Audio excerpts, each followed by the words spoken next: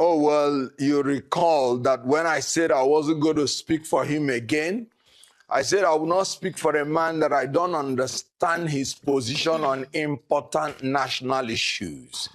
I say I will not speak for a man who, even if he wins and Nigerians give him his vote, he does not have what it takes. He does not have the capacity to even secure his own victory.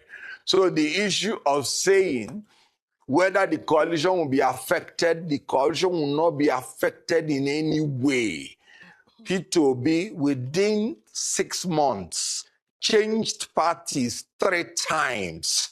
You could recall, since he defected to NDC, I've not taken it as anything serious or anything relevant to bother myself.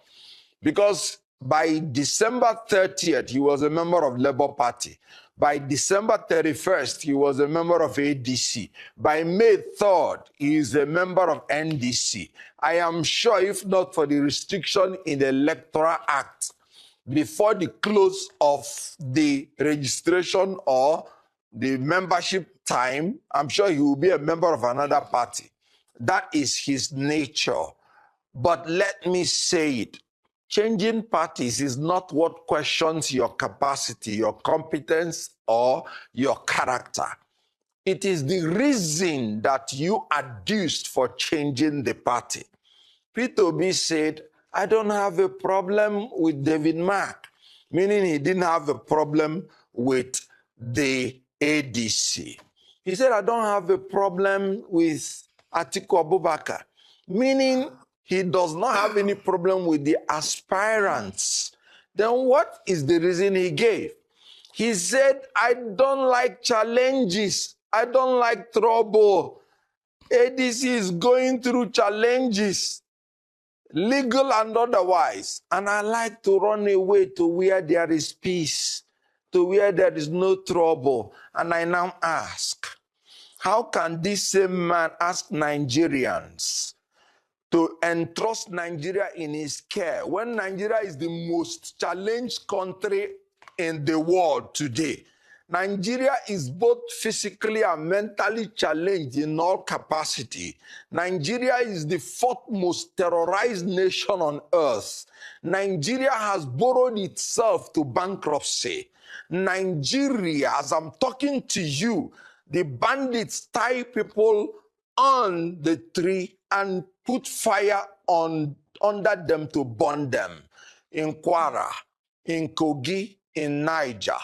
So how can a man who says running away from challenges be able to face the challenges we are facing in Nigeria today?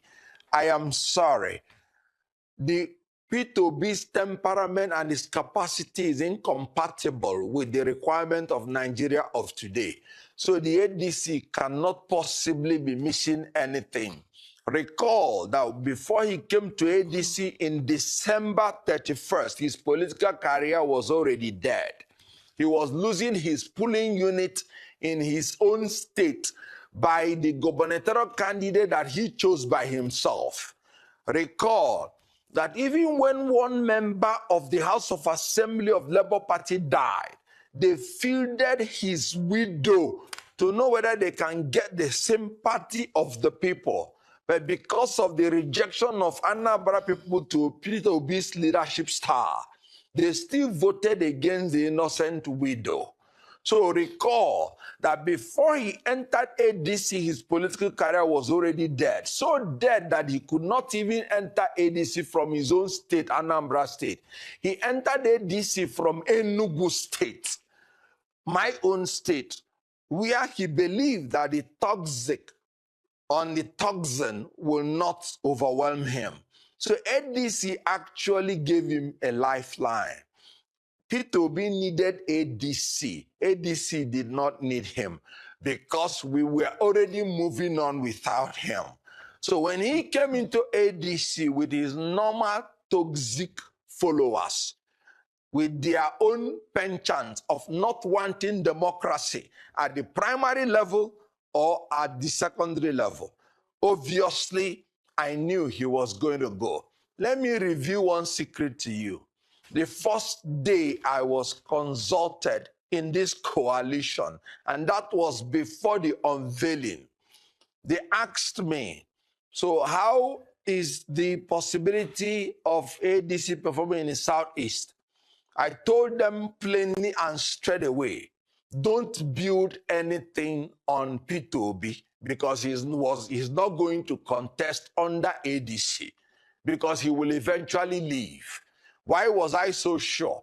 Because he's a man that has morbid fear for primary election. He has never been in one, and he will not be in one until he finishes his political career. He became a governor. He entered into primary election. He failed and lost to Raf Mosu in Apga. And then he still managed to find the leaders to cancel that primary, and they still gave him the ticket. That was how he became governor. And so when he gave the reason of challenges, of course, he lied, because his main reason is that he does not want to face the primary election. And let me tell you another thing, because ADC was fully prepared to convince the whole world that Peter Obi is not interested in democracy. When he came into ADC, he gave a condition that he should be allowed to produce the National Organization Secretary, National Organizing Secretary, NOS. And the reason he gave is that so that he will be the one to conduct the primary. And ADC said, fine, take. When we were doing the e-registration, Peter Obi again and his followers asked to be in charge of the e-registration. And that was why they put my sister, Aisha Yusuf, to be in charge and Obi aid, so that all the members of ADC in the primary will be determined by Peter Obi. And then Peter Obi was to organize the primary. That was why you did not hear him say, this primary is dollarized, is monetized. That's the reason I'm going. Because he was to be the one to organize the primary. Yet, he was still afraid of free and fair election. Not, of course, of zoning, because he went to even southern aspirants in order for them to step down for him. So he's a man who is afraid of free and fair primary election. So he left. Of course, I knew he was going to leave. And then ADC is moving on.